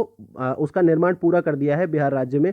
अगर हम बात करें तो ये 4.2 लाख घरों का जो निर्माण है वो पूरा कर दिया है। इसका जो एम है वो हाउसिंग फॉर ऑल यानी कि सबके लिए पक्के मकान और उनमें अम्यूनिटीज होनी चाहिए बाय 2022, ठीक है। और इसका पुराना नाम क्या था, इंदिरा आवास योजना इसका पुराना नाम था। मिनिस्ट्री ऑफ रूरल डेवलपमेंट की ये स्कीम है, ये आपको पता होना चाहिए। अगर हम लाभार्थियों की बात करें तो जो सोशो इकोनॉमिक कास्ट सेंसस होता है, SECC जो होता है सोशो इकोनॉमिक कास्ट सेंसस, उसके अंतर्गत इसको जो लाभार्थी हैं उसके पहचाने जाते हैं। और अगर हम फंडिंग की बात करें तो प्लेन्स यानी कि मैदानी इलाकों के जो राज्य हैं उसमें 60-40 होता है, और जो उत्तर पूर्वी और जो हिल स्टेट्स हैं उनमें 90-10 का इसमें अनुपात होता है। नेक्स्ट आपसे पूछ रहा है प्रधानमंत्री आवास योजना ग्रामीण के अंदर कितने करोड़ रुपए आवंटित किए गए हैं कंस्ट्रक्शन के लिए आपको पूछ रहा है। तो ये जो टोटल करोड़ कितने करोड़ हैं, 8211 करोड़ रुपए इसमें आवंटित किए गए हैं। अगला देख लेते हैं जॉब कार्ड्स। मनरेगा के अंदर Mahatma Gandhi national rural employment act में 100 दिनों का गारंटेड एम्प्लॉयमेंट दिया जाता है। ये डिमांड यानी कि वर्क एज अ राइट आपकी पद्धति पे बेस्ड है। तो 19-20 में कितने ये कार्ड्स इशू किए गए हैं बिहार में, तो ये 169.8 यानी कि 169.8 लाख कार्ड्स ये इशू किए गए हैं। नेक्स्ट आपसे पूछ रहा है कि रीसेंट एस्टिमेट यानी कि हाल के अनुमानों के अनुसार जो जीएसडीपी है, सकल राज्य का जो घरेलू उत्पाद है, उसमें वो कितना बढ़ा है 2019-20 में। अगर हम इंडियन इकोनॉमी की बात करें तो 4.2% से बढ़ी है। तो बिहार का कितने परसेंट से बढ़ा है ये आपसे पूछ रहा है। तो इसमें नन ऑफ दीज इसका आंसर हो जाएगा, क्योंकि 10.5 की दर से बढ़ा है। अगला देख लेते हैं 2011-12 के अगर हम बेस ईयर को कंसिडर करें तो जो मंथली पर कैपिटा यानी कि मासिक प्रति व्यक्ति व्यय है, वो बिहार में रूरल एरियाज में, ग्रामीण इलाकों में कितना बढ़ गया है, तो वो 778 रुपये से वो 778 रुपये हो गया है। इसका डी हो जाएगा। नेक्स्ट आपसे पूछ रहा है कि अर्बन एरियाज में, अभी तो रूरल एरियाज में पूछा था प्रति व्यक्ति व्यय मासिक, अब अर्बन एरियाज में 11-12 के बेस प्राइस है। बेस प्राइस का कॉन्सेप्ट पहले डिस्कस कर चुके हैं, तो बेस ये इसका आंसर 923 रुपये हो जाएगा। अगला क्वेश्चन पूछ रहा है कि जो नेट स्टेट डोमेस्टिक प्रोडक्ट है यानी कि निवल राज्य घरेलू उत्पाद कितना बढ़ा है, हाउ मच पर कैपिटा बढ़ा है कंपेयर टू 18-19 की। अगर हम 19-20 में बात करें तो कितना बढ़ गया, बेस प्राइस इसमें 11-12 का रहेगा। तो अगर हम देखें तो ये 2619 रुपये हो गया है।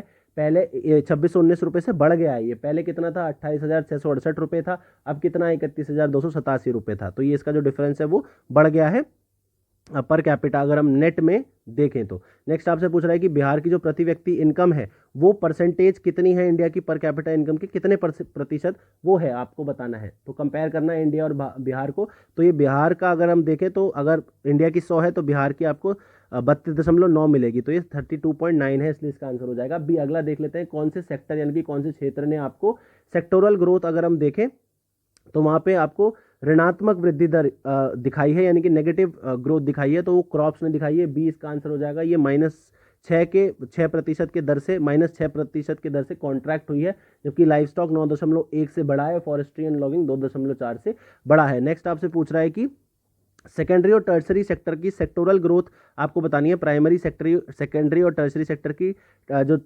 यानी कि प्राथमिक द्वितीय तृतीय क्षेत्रों की जो सकल राज्य घरेलू उत्पाद में वृद्धि दर है वो आपको बतानी है, कितने प्रतिशत से वो बढ़ रहे हैं 19-20 में। तो अगर हम देखें तो प्राइमरी 15.4 से, सेकेंडरी 10.9 से, और जो टर्सरी तृतीय क्षेत्र 12.5 से। तो इसका ए हो जाएगा।